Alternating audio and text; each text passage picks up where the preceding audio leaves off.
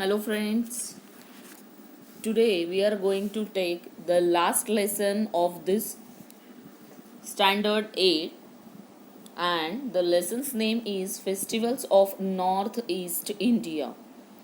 So we are on page number 98 and I want you to open 98 page number, and whenever I will read this lesson you have to look in your book and put pen on every word or pencil, of course. So first I will explain you.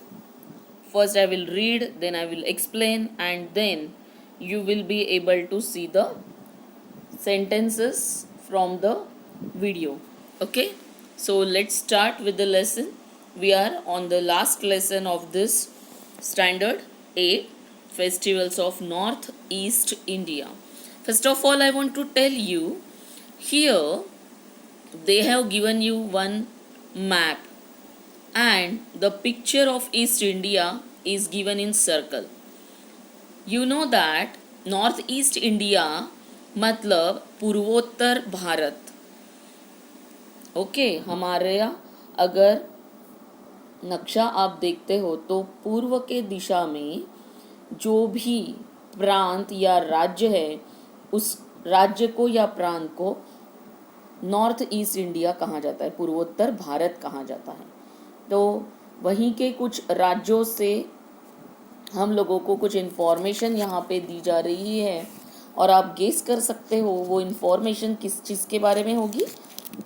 Right, festivals of north east India. तो ये जो information है, ये जो माहिती है आपको दी गई, वो फेस्टिवल्स के बारे में है. फेस्टिवल्स यानी त्योहारों के बारे में. Okay, so let's start. Read about how different festivals are celebrated in the northeastern state of India. थोड़ा सा सुनते हैं. Festivals of Northeast India, Part 1. The Northeast region of India, consisting of 7 states, is a place of diverse cultures. The different communities and tribes celebrate their unique festivals with great enthusiasm and joy. Many of their festivals are based on agriculture, and no celebration is complete without the traditional music and dance. Yes. Now, the northeast region of India, यानी भारत देश का पूर्वोत्तर जो विभाग या भाग है, reason है, that consisting of 7 states is a place of diverse culture. यहाँ पे 7 राज्यों से ये जो भाग है वो बना हुआ है, यानी इस भाग में टोटल 7 राज्य है. ठीक है, एंड ये जो राज्य है यहाँ के हर एक कल्चर, हर एक संस्कृति ये पहली या दूसरे राज्यों की संस्कृति से डाइवर्स है. डाइवर्स है यानी ग्रेट वैरायटी आपको वहाँ पे देखने को मिलेगी. बहुत ज़्यादा विविधता आपको उनकी संस्कृति में दिखाई देगी. The different communities and tribes celebrate their unique festivals. The different communities यानी समुदाय, अलग अलग समुदाय, एंड ट्राइब्स यानी जनजातियाँ सेलिब्रेट करते हैं उनके यूनिक, उनके अद्वितीय त्योहार, festivals with great enthusiasm and Joy, जिसमें आपको बहुत ज़्यादा एंथुजियाज्म यानी उत्साह एंड जॉय यानी खुशी नज़र आती है. ऑफ कोर्स जब भी हम लोग कोई फेस्टिवल आता है तब बहुत ज़्यादा खुश हो जाते हैं, उत्साह हम में भर जाता है और हम उस फेस्टिवल को धूमधाम से मनाते हैं. तो सेम वे से ये जो पूर्वोत्तर भारत है वहाँ पे भी जो 7 राज्य है वहाँ के हर एक फेस्टिवल को अद्वितीय तौर पे मनाया जाता है और सारे जो कल्चर है, जो संस्कृतियाँ है, वो आपको एक दूसरे से जुदा नज़र आती है. Many of their festivals are based on agriculture. और ये जो फेस्टिवल है इनका आधार क्या है, ये किसके ऊपर आधारित है, बेस किसके ऊपर है इनका, तो they are all are based on agriculture. Agriculture यानी कृषि. तो हमारे देश को कृषि प्रधान देश कहा जाता है बच्चों। तो इस कृषि प्रधान देश में जो कोई भी त्योहार मनाया जाता है वो भी कृषि से ही आधारित होता है। And no celebration is complete without the traditional music and dance. और कोई भी सेलिब्रेशन उत्सव जो है वो तब तक कंप्लीट नहीं होता है, तब तक पूरा नहीं होता है जब तक हमारा ट्रेडिशनल म्यूजिक और डांस यानी पारंपरिक संगीत और नृत्य उसमें शामिल ना हो। जब तक डांस और म्यूजिक, और वो भी कैसा, ट्रेडिशनल, हमारा जो परंपराओं से चलता आ रहा है, वो अगर इस एग्रीकल्चरल फेस्टिवल्स में शामिल ना हो तो वो कंप्लीट नहीं होता है फेस्टिवल। आई होप आपको इतना समझा होगा। Blessed with lush greenery and the mighty river Brahmaputra, the people of Assam have a lot to celebrate. अब हम सबसे पहले कौन से राज्य को देखने जा रहे हैं? आसाम को। Blessed with lush greenery, lush यानी भरपूर, प्रचुर मात्रा में, वेरी रिच, वहाँ पे भरपूर मात्रा में ग्रीनरी है। And the mighty river Brahmaputra, और एक बहुत ही शक्तिशाली नदी वहाँ से बहती है उस राज्य से, वो है ब्रह्मपुत्र। अब आपको सामने आपके स्क्रीन पे भी लश ग्रीनरी दिख रही है, प्रचुर मात्रा में हरियाली दिखाई दे रही है आपको। The people of Assam have a lot to celebrate, उनके पास बहुत कुछ है सेलिब्रेट करने के लिए, यानी बहुत सारे ऐसे रीजन से जो वो सेलिब्रेट या उत्सव मनाना चाहते हैं। So Bihu is the chief festival of this state. तो बिहू नाम का एक बहुत ही ज़्यादा इम्पॉर्टेंट फेस्टिवल आसाम का माना जाता है। It is celebrated by people of all regions, caste और tribes। तो people of all religion यानी धर्म, caste यानी जातियाँ, और tribes यानी जनजातियाँ। तो ये जो फेस्टिवल है ये कोई एक क्लास मनाता है या कोई एक जाति और धर्म के लोग मनाते हैं, ऐसा नहीं है। तो ये सभी प्रकार के रिलीजन्स, कास्ट और ट्राइब्स ये बिहू फेस्टिवल सेलिब्रेट करते हैं। The three different sets of Bihu mark the beginning of the harvesting season, the completion of sowing and the end of the harvest season। ये जो बिहू फेस्टिवल है इसमें 3 प्रकार के सीजन की शुरुआत होती है। तो सबसे पहला सीजन यानी मौसम। अब सबसे पहले फसल की शुरुआत का मौसम। आपको पता है फसल की शुरुआत करने के पहले क्या होता है ना?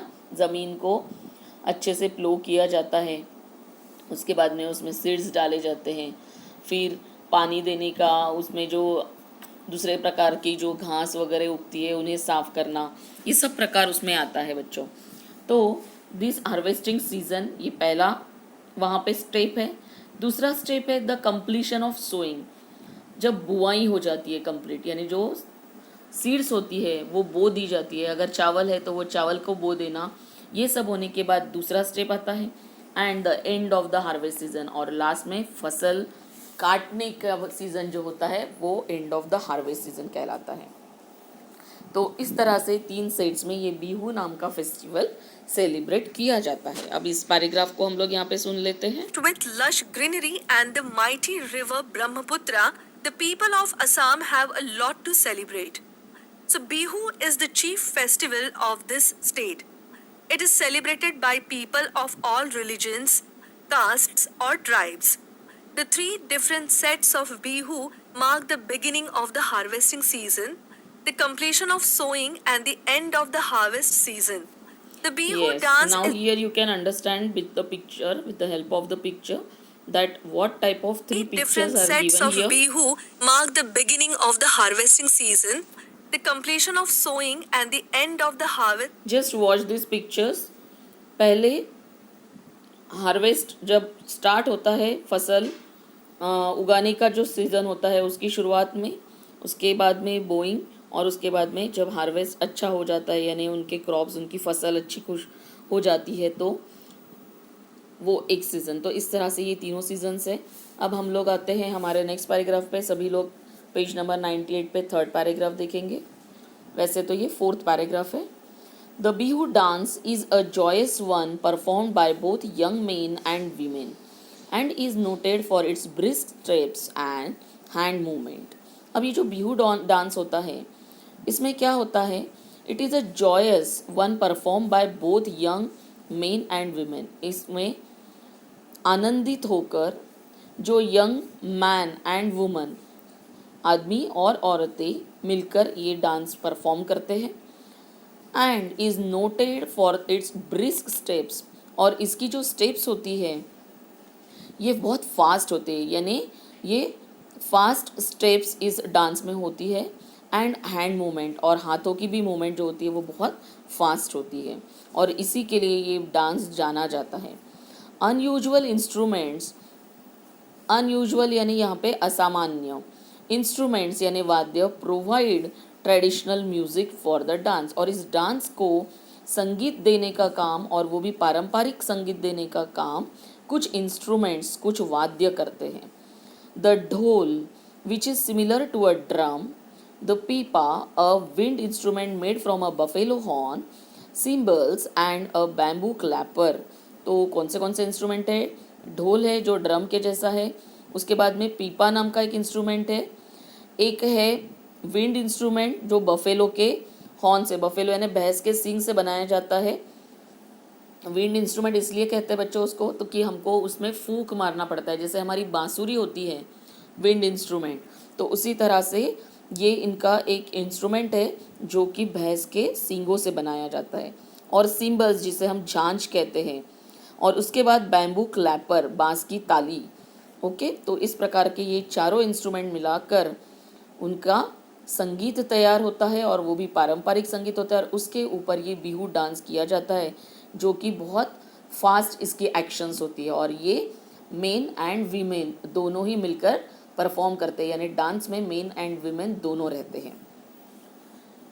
मुझे लगता है इतना हम लोग पहले देख लेते हैं। यहाँ पे थोड़ा बहुत यहाँ पे वाद्यों के बारे में भी आपको पिक्चर दिख जाएगा, फिर आगे बढ़ते हैं। Season.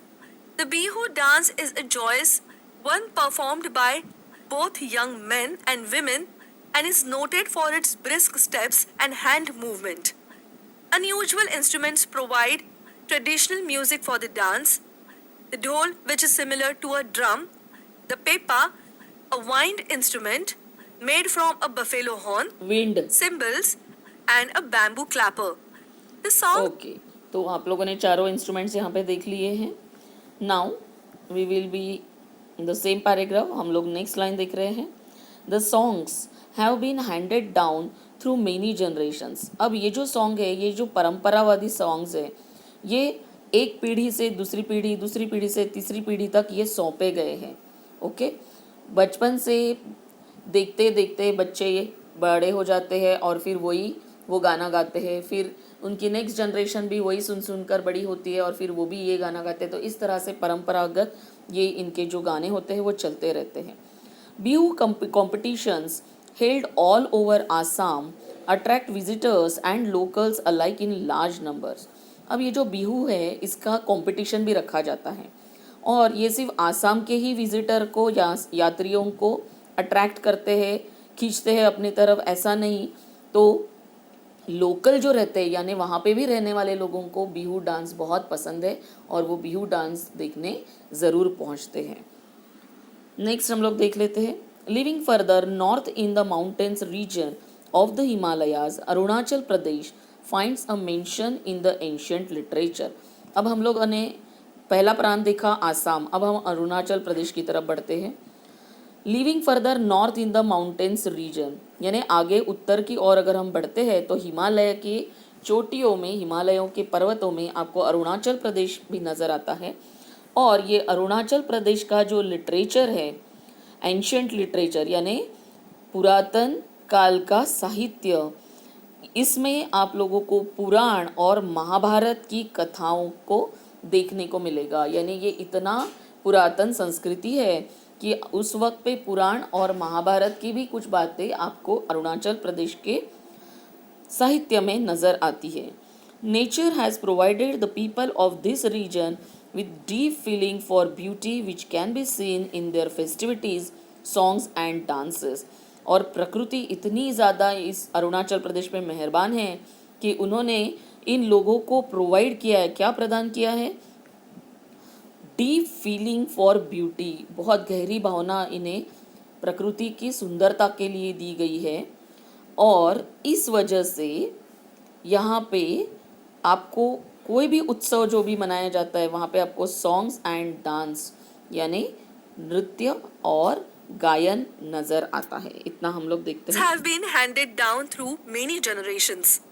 Bihu competitions held all over Assam attract visitors and locals alike in large numbers. Living further north in the mountainous region of the Himalayas, Arunachal Pradesh finds a mention in the ancient literature of the Puranas and the Mahabharata. Nature has provided the people of this region with a deep feeling for beauty which can be seen in their festivities, songs, and dances. Okay, here part 1 festivals of Northeast India is completed.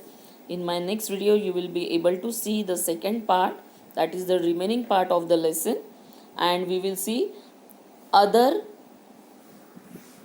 states from North East India.